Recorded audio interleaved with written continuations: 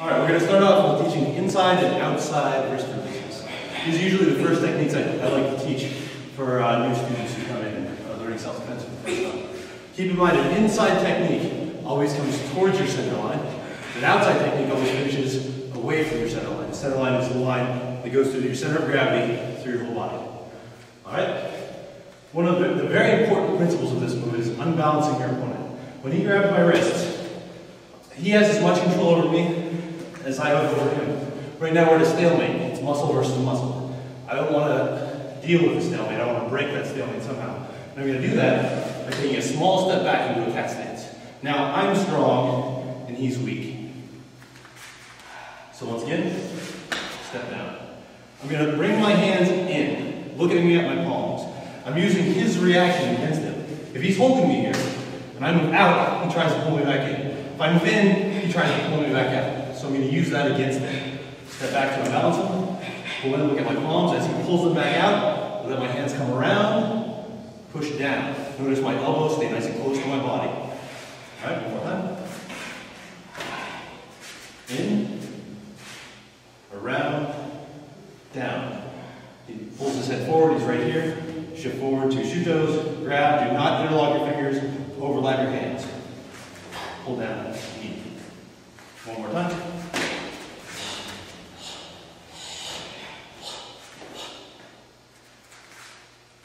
Outside, that was an inside because it ended towards my center. Outside is the same process, except it's going to end away from my center. I look at my fingernails instead of at my palms. Come around, elbows still stay in, break the lock, slide in, shoe toes, grab, knee.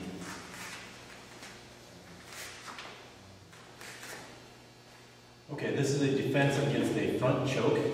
Devin's going to go into a front choke. I'm going to step back into a cat stance, dropping my weight, unbalancing my opponent. Bring my hands in front of my face, palms towards me, and doing a wedge block to break him down, just like this. It draws him even farther forward and towards me. I'm more off balance. Once I draw him close to me, off balance, bring my knee up, front snap kick to the groin.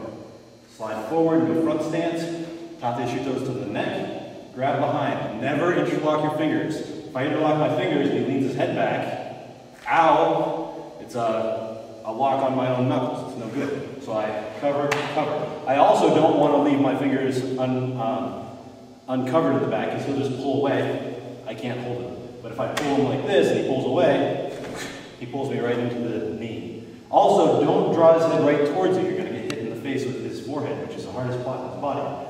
I'm going to pull him to the side. As I draw him in, throw the knee. One more time, full speed.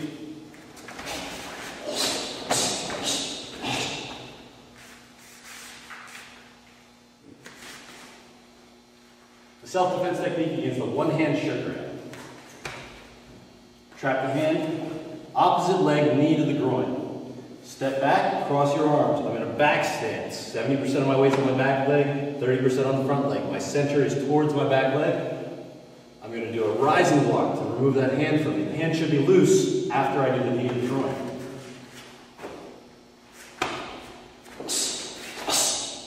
Now I can't reach him unless I drive in. I shift front stance, reverse punch to the chin.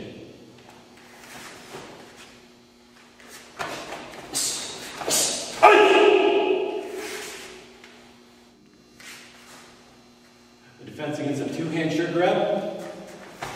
Again, step back, maintain my posture. My back is straight, I'm in a cat stance.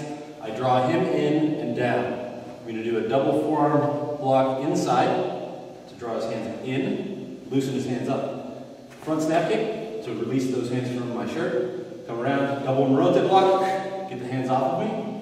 Slide in, tate shoe toes to the side of the neck on both sides. It stuns the opponent. When you hit somebody on the side of the neck, it stuns them for a split second. Reach behind, overlapping my hands, knee.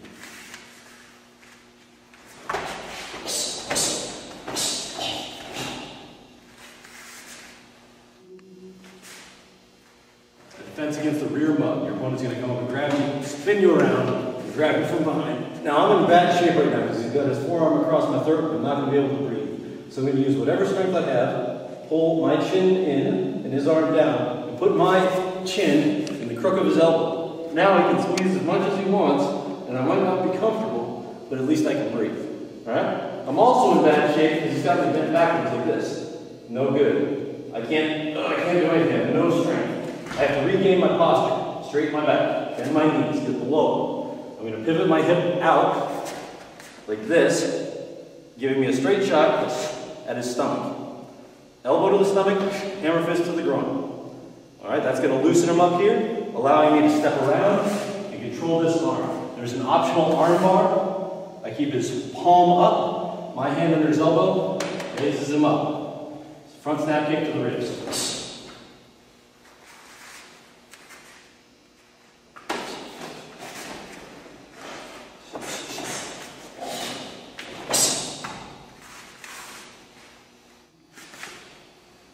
Defense against a right pursuit punch, Seikanoisuki. He strikes right at my nose. If I don't move, I'm getting punched. He's punching through my head. To avoid this technique, I just have to not be here. I have to move my center off of the line. So I'm going to do a 7-3 movement, meaning I'm going to step towards him and towards the wall at an angle. I want him to miss me by just a little bit. The more he misses me by, the more he knows he missed, and the more likely he is to be able to come in with another strike. When I close the distance, I don't give him that opportunity. An insurance policy, I'm going to do a rotate again. Inside forearm block.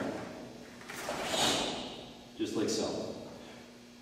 I'm going to shift into a front stance facing my right, drive a Seiken, a reverse punch to his ribs, shift, punch to the chin. That shift is very important. We draw our power from our legs and our hips.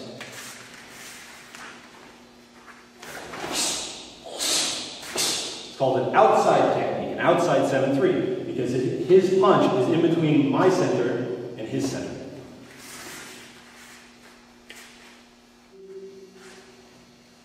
Defense against the right pursuit punch. This time I'm going to do an inside 7-3 movement, meaning that I'm going to move towards his center. There will be no techniques in between my center and his center. Again, I'm closing the distance as I'm moving out of the way of the punch. So I'm moving towards him and to the side, both. I don't want it to miss me by much. My insurance policy this time is a rising block. It's going to set my hand up for the next technique, which is a Hasushuta Uchi, a downward knife hand strike to his collarbone, the clavicle.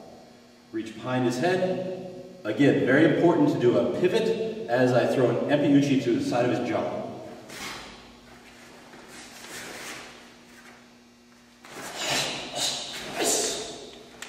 One more time.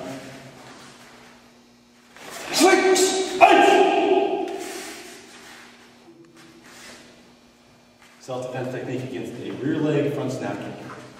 He's going to throw a front snap kick right at my center. I've got to get out of the way of this technique. If I just go backwards, he can still keep attacking me. That's not ending the fight. I don't want to fight this guy any longer than I have to, so I'm going to do a 7-3 movement to the outside of his technique. Execute a Gedan Barayuke, downward fist block. Pressing block, come across, downward fist block.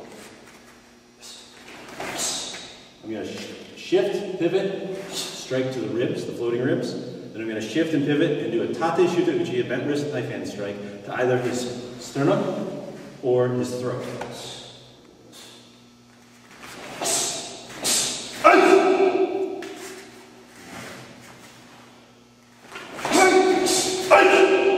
Whatever target area happens to be open as I do my strikes. Self-defense technique against a rear leg front snap kick. He's going to kick right at my center. I've got to avoid this technique, so I'm going to step to the inside of his technique, towards his center. 7-3 inside, Gedan Barayuke, downward fist block. 1, 2. Pivot, drive a punch to his abdomen, his stomach, or floating ribs, whatever happens to be an open target. If he has his hand up like this, I throw the punch to his floating ribs. If he has his hand down like this, I throw the punch to his stomach. Whatever target presents itself during the technique. So, Gedan Barayuke, pivot punch.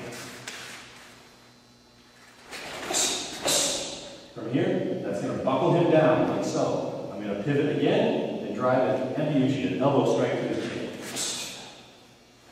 That should end any fight you're in. One more time, full speed. speak.